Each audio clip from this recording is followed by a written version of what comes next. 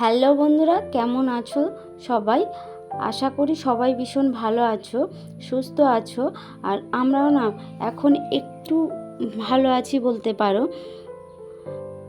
আমি পূজা, আমার নতুন আরও একটি ব্লগে তোমাদের সকলকে অনেক স্বাগত আর অনেক ভালোবাসা জানাই। এখন ঘড়ির কাঁটা 4টের মতো বাজে। তবে চলো তোমাদেরকে সঙ্গে নিয়ে ভিডিওটা এখান থেকেই শুরু করছি। আশা করি কিছুটা হলেও ভালো লাগবে। আর এই যে দেখো, সকালবেলা না আমি বিছানাটা পরিষ্কার করতে পারিনি। আর আমি না অনেক দিন বাদে ধরো এই কিছুদিন হলো ভিডিওটা দিচ্ছি। কি বলো তো, ছেলেটার এতটা শরীর খারাপ ছিল, তো সেই জন্য মা, বাবা, তারপরে আমার শাশুড়ি মা সবাই এসেছিল। তো সেই কারণে আর সকাল থেকে করতে পারি না। তার উপর না একটা ছেলে অসুস্থ, পুরো টাইমটা ওর পিছনেই দিতে হচ্ছে, জানো তো। আর কি বলো তো, একটা বাচ্চা ছেলে শরীর খারাপ মানে ওর যতটা কষ্ট হচ্ছে হয়তো ওই শরীর খারাপের মধ্য দিয়ে কষ্টটা হচ্ছে। কিন্তু মা বলো বা বাবা, বাবা অতটা নয়, মার কাছে সকল সময় থাকে না, তবুও বাবারও কষ্ট হয়। কিন্তু মা বাবাদের যেমন একটা কষ্ট হয় না, একটা অন্যরকম, যেন কিচ্ছু ভালো লাগে না, কিচ্ছু খেতেও ভালো লাগে না। ও যেন কখন মনে হবে যেন যে ও ঠিক হয়ে যাবে, তারপরে সব কাজ করবে, এরকম একটা ব্যাপার লাগে। তো কী বলো তো, এই তো মারা না দুপুরের মধ্যে চলে গেছে। আর কিছুদিন হলো ডাক্তার কন্টিনিউ দেখাচ্ছিলাম, তো কিছু কিছু টেস্ট করতে দিয়েছিল, সব কিছু করেছি। আর আজকে একটুও বেটার আছে বলতে পারো। কি বলো তো, ও একটু বেটার থাকলে আমরাও একটু বেটার থাকি, যেন মনে হচ্ছে এরকম একটা। ও যখন বলছে ওর কষ্ট হচ্ছে, যেন আমরা কি করি না করি সে কি বলবো। আর তাই ওনারা চলে যাওয়ার পরে ভাবলাম ছেলেটা একটু বেটার আছে, তো তোমাদের সাথে একটা ভিডিও শেয়ার করি। অনেক দিন তো দিতে পারিনি, আর হয়তো সত্যি কথা বলতে কমিউনিটিতেও কোনো কিছু পোস্টও করিনি। ভালো লাগছিল না, জানো তো। ছেলেটার শরীর খারাপ হলে আমার সত্যি যেন ও অসুস্থ মতো হয়ে যায়, আর ওর সঙ্গে সঙ্গে যেন আমার একদম কিছু করতে পারি না, এতটা টেনশানে থেকে যায়। আর তার উপরে এই জন্য, আর এই তো দেখো বিছানাটাও গুছিয়ে নিলাম। আর আজকে না বেড কভারটাও একটু চেঞ্জ করে দিয়েছি। আর এই যে বর্ষাকালটা পড়ে গেছে, তবে বর্ষাকালটা পড়েছে কি বলো তো, একদিকে অনেকটা শান্তি পেয়েছি আমরা।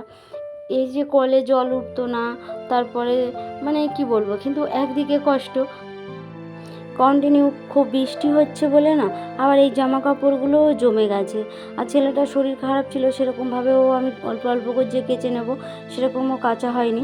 তো সব এক জায়গার মধ্যে করে রেখেছিলাম এরকম ভাঁজ করে, যে এগুলো একসঙ্গে কেচে দেব।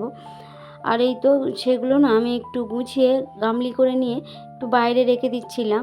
আর এই যে ঘরের এসে একটু ঝেড়ে ঝুড়ে নিচ্ছিলাম, অনেক দিন হলো এগুলো ডাস্টিং ক্লিনের কাজ করা হয়নি, তাই ভাবলাম একটু করে নিই।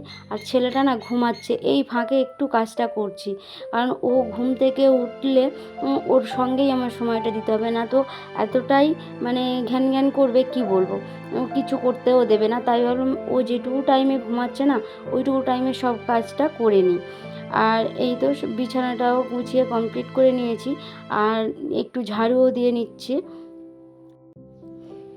যেমন রান্না করে খাওয়া দাওয়াটাও করে না আমি বাসন বলো বা রান্নাঘর বলো সব কিছু পরিষ্কার করে রাখি। তারপর হয়তো এই ঝাড়ুটা একটু দেরিতে দেওয়া হয়, কিন্তু ওর জন্য আমি আজকে কিছুই করিনি। ফার্স্টে ওকে খাইয়েছি, টাইম টু টাইম ওষুধ খাইয়েছি, তারপরে না ওকে ঘুম পাড়িয়ে এসে ভাবলাম এই কাজগুলো করে। আর আমি না কোনো রেস্ট নিইনি। যদি আমি রেস্ট নিতে যাই তাহলে এই কাজগুলো আর হবে না, সবই পড়ে থাকবে আর একটা চাপের মধ্যে হয়ে যাবে। সেই জন্য ভাবলাম ও ঘুমাচ্ছে, আমি এই কাজগুলো সেরে নিই। আর এই তো বাসনগুলো পরিষ্কার করে, আর এই যে রান্নাঘরটাও একটু হালকা পরিষ্কার করে নিচ্ছিলাম, নিয়ে বাসনগুলো জায়গা মতো গুছিয়ে রেখে দিলাম।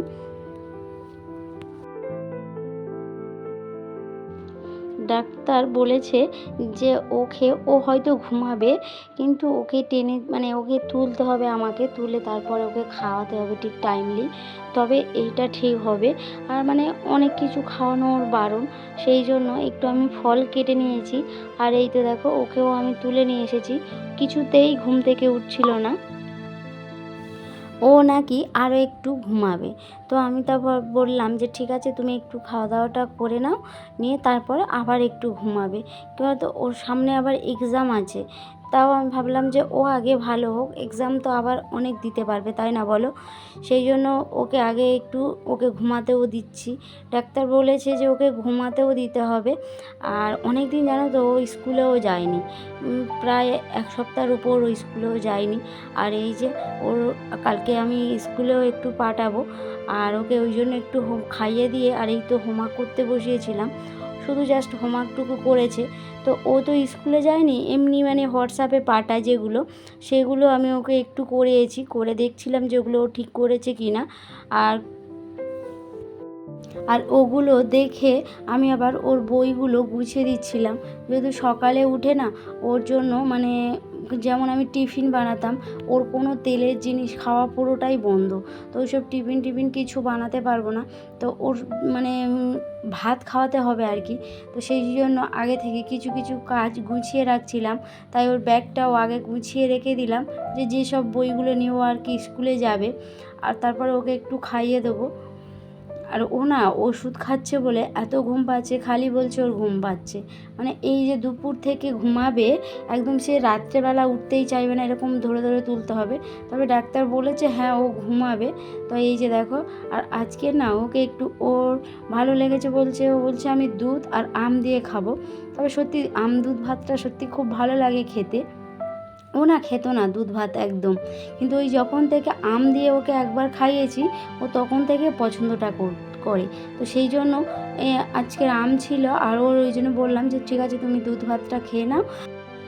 বাচ্চা মানুষরা বেশি মুখরোচক খাবার খেতে পছন্দ করে, কিন্তু না ওর ওই সব খাবারগুলো সব বন্ধ। তো সেই হিসাবে আরও বললো যেহেতু যে আমি দুধ ভাতটা খাবো, তাই ওকে দুধ ভাতটা আমি খেতে দিলাম।